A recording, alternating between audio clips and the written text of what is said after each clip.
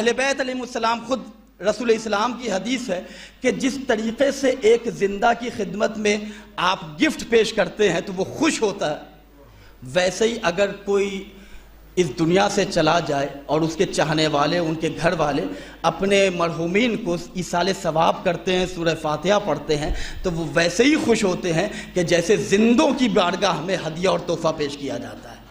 ہم اور آپ آج بیٹھے ہیں، بڑی جلدی بات تمام کرنا چاہ رہا ہوں۔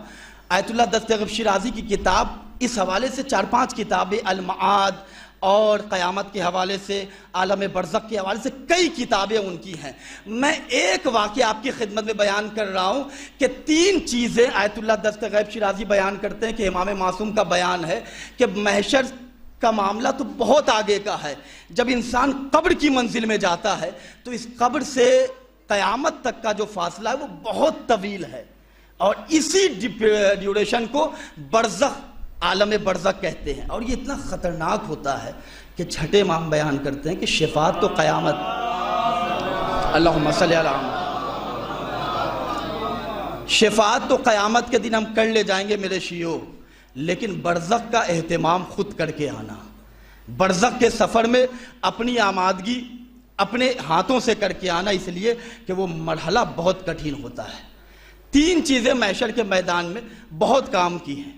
پیغمبر اسلام بیٹھے ہوئے ہیں، ان کے چند ساتھی، چند چاہنے والے بیٹھے ہیں۔ عالم برزخ میں 3 چیزیں بہت کام آنے والی ہیں، ان چیزوں کو ابھی سے اکٹھا کر لیں۔ کیا ہے؟ رسول اسلام بیٹھے ہیں، چند چاہنے والے بیٹھے ہیں، رسول اسلام مسکرانے لگے۔ صحابی بیٹھے تو انہوں نے سوال کیا، یا رسول اللہ آخر اس مسکراہٹ تبسم کا سبب کیا ہے؟ پیغمبر اسلام نے کہا کہ میں نے کل عالم خواب میں اپنے چچا سید الشہداء حضرت حمزہ کو دیکھا کہ آپ بیٹھے ہوئے ہیں اور آپ کے ساتھ چند اور لوگ بیٹھے ہیں کہ جن کے سامنے ایک دسترخوان، ایک طبق ہے کہ جو کھجور کا طبق ہے، بہشتی انار کا طبق ہے، اور جناب حمزہ اسے تناول فرما رہے ہیں، کھا رہے ہیں۔ جناب حمزہ نے رسول اسلام کی خدمت میں پیش کیا کہ آپ بھی اسے تناول فرمائیں، آپ بھی اسے کھائیں۔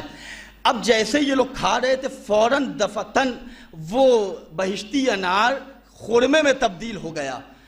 پیغمبر اسلام نے پوچھا کہ چچا حمزہ یہ بتائیں کہ برزخ میں اس دنیا سے جانے کے بعد، اس دنیا میں جو آپ آئے تو یہاں آنے کے بعد وہ کون سی چیزیں ہیں کہ جو بہت زیادہ آپ کے کام آئیں، بہت زیادہ مؤثر ہیں، بہت زیادہ فائدہ مند ہیں؟ توجہ فرمائیے گا، پیغمبر اسلام اللہ کا شکر ادا کریں کہ اس قادر مطلق نے اپنی قدرت کے پیش نظر ہمیں آل محمد کی محبت کے ساتھ پیدا کیا ہے۔ فوراً رسول اسلام کے سوال کو سن کر جناب حمزہ نے کہا کہ بہت سی چیزیں ہیں کہ جو محشر کے میدان میں، عالم برزخ میں کام آتی ہیں، لیکن 3 چیزیں یا رسول اللہ جو برزخ میں بہت جلدی کام آئیں، وہ 3 چیزیں یہ ہیں کہ دنیا میں جو ہم ایک دوسرے کو پانی پلاتے ہیں اس کا ثواب بڑی جلدی ملتا ہے۔ توجہ فرمائیے گا، یہ پہلی چیز ہے۔ اسی لیے ہے کہ پانی، والدین سے کوئی کام کرنے کے لیے آپ کو اسلام سے قطعاً ممنوع قرار دیا گیا ہے کہ آپ یہ نہ کہیں کہ یہ مجھے لا کے دے دے، یہ مجھے لا کے دے دے، لیکن روایت کے جملے ہیں کہ جب پانی کا سوال ہو تو پانی ماں سے بھی مانگنا ہو تو ماں سے کہو پانی پلائیں، اس لیے کہ اس کا ثواب وہ ہے۔ اب سمجھ میں آیا سقائے سکینہ ابو الفضل عباس کا مرتبہ بلند کیوں ہے۔ توجہ فرمائیے گا، پہلی چیز جو محشر برزخ میں کام آتی ہے وہ انسان کا ایک دوسرے کو پانی پلانا ہے۔ دوسری چیز رسول اسلام کے سوال پر جناب حمزہ نے بیان کیا کہ یا رسول اللہ دوسری چیز کہ جو برزخ میں بہت جلدی میرے کام آئی وہ محمد و آل محمد پر صلوات پڑھنا، اللہم صلی علی محمد و آل محمد۔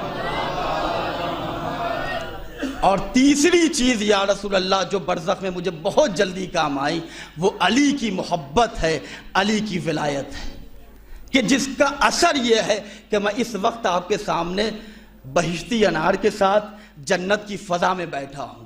عزیزان گرامی، 3 چیزوں کا اہتمام، علی کی ولایت، محمد و آل محمد پر کثرت سے درود و صلوات، اور پانی پلانے کا ثواب۔ یہی وجہ ہے کہ امام حسین کے غم میں جو غمخوار ہیں وہ محرم میں سبیل امام حسین کا اہتمام کرتے ہیں۔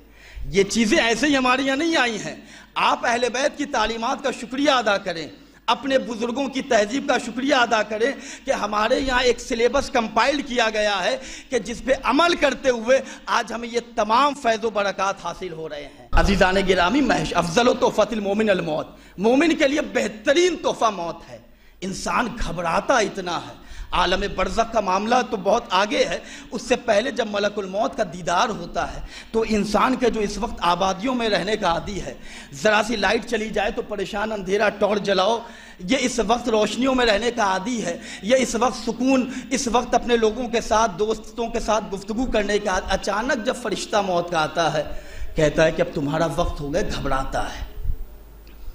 آیت اللہ دستگیر شیرازی نے معاد میں تفصیل لکھا کہ اس قدر پریشان ہوتا ہے، ہاتھوں کو جوڑ کے کہتا ہے کہ تھوڑی مہلت دے دو، میں اپنے چاہنے والوں کے درمیان کچھ تو وصیت کر دوں، میں اپنے چاہنے والوں سے کچھ تو باتیں بتا دوں کہ جو میرے ذمے ہے۔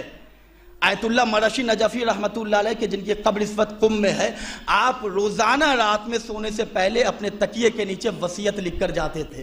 چاہنے والوں نے، طلاب نے، شاگردوں نے پوچھا آقا روزانہ وصیتیں لکھنے کا کیا تصور ہے، کیا مفہوم ہے؟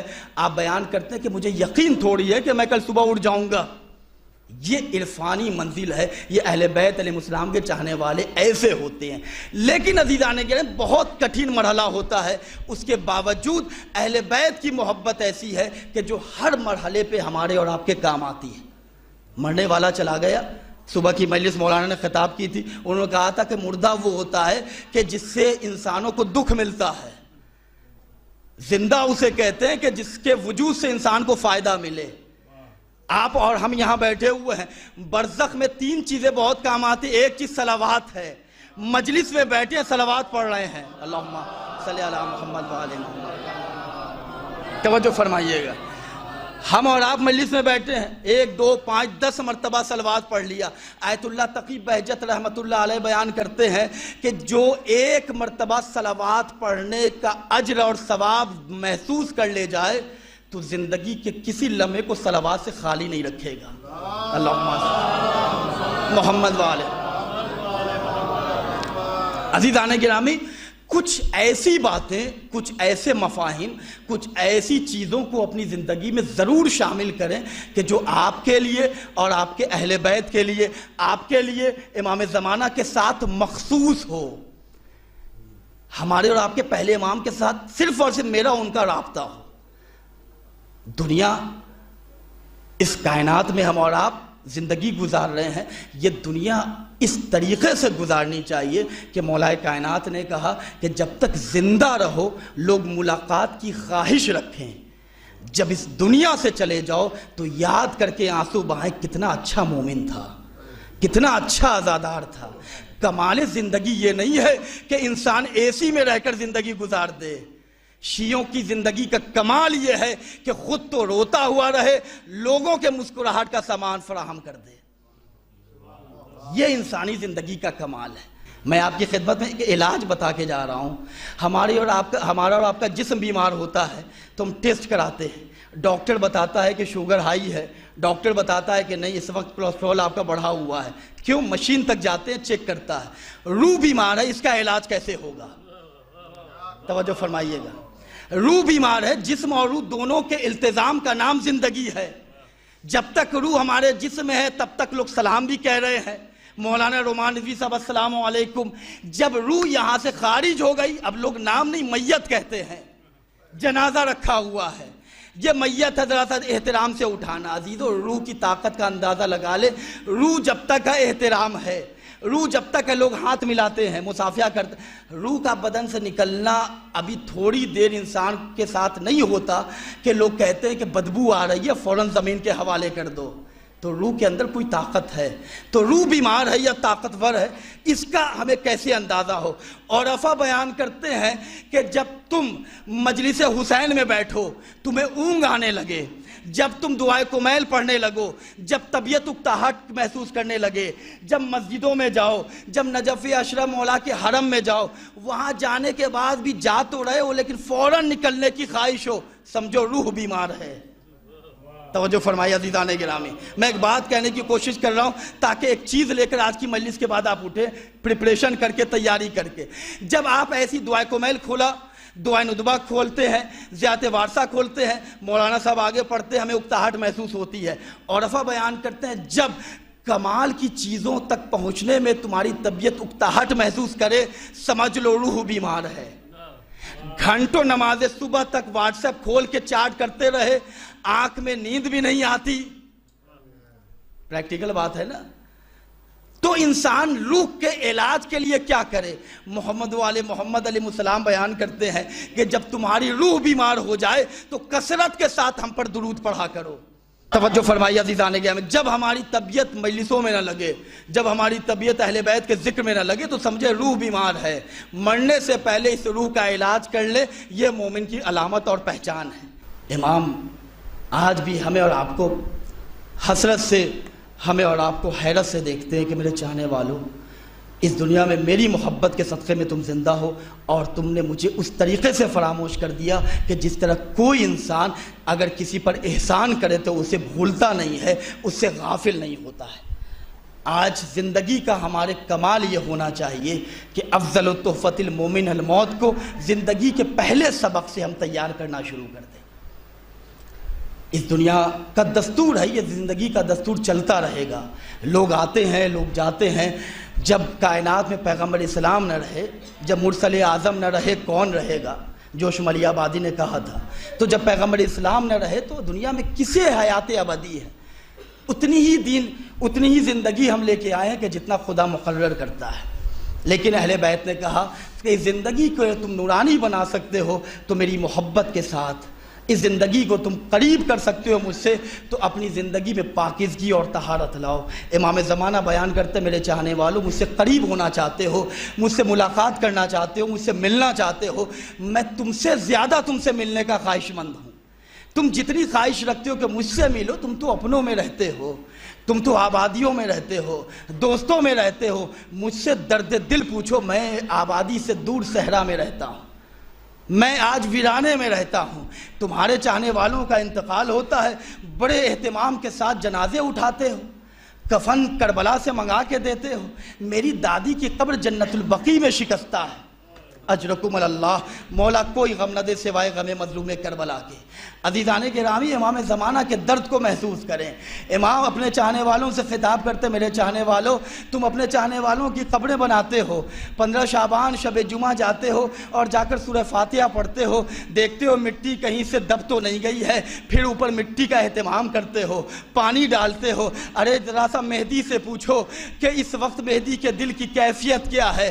جب تک میری جدہ زندہ تھی تب تک پہلو کے درد کے مارے کہتی تھی، اے بابا آپ کی فاطمہ پر اتنے مصائب ڈھائے گئے۔ امام زمانہ کہتے ہیں، اے میرے چاہنے والوں، جب میری جدہ اس دنیا سے گئی تو میں دادی کی ٹوٹی قبر کو دیکھ کر مرثیہ پڑھتا ہوں۔ میرے چاہنے والوں، اپنی زندگی سے میرے آنسوؤں میں اضافہ نہ کرنا۔ لوگوں نے پوچھا، مولا آپ کو کیسی زندگی پسند ہے؟ امام زمانہ کہتے ہیں، اے میرے شیعو، فقط 2 کام زندگی میں کرنا، میں زیادہ تمہیں زحمت نہیں دوں گا۔ دیکھو خدا نے جو حرام کیا ہے اس سے خود کو بچا لو، جو حلال ہے اس پہ عمل کرو۔ کیوں؟ اس لیے کہ میرے رونے کے لیے جد ماجدہ کے مصائب بہت ہیں، زینب کی بے رضائی بہت ہے، ارے سکینہ کا وہ مرثیہ، اے دادا نجف کے علی مدد کو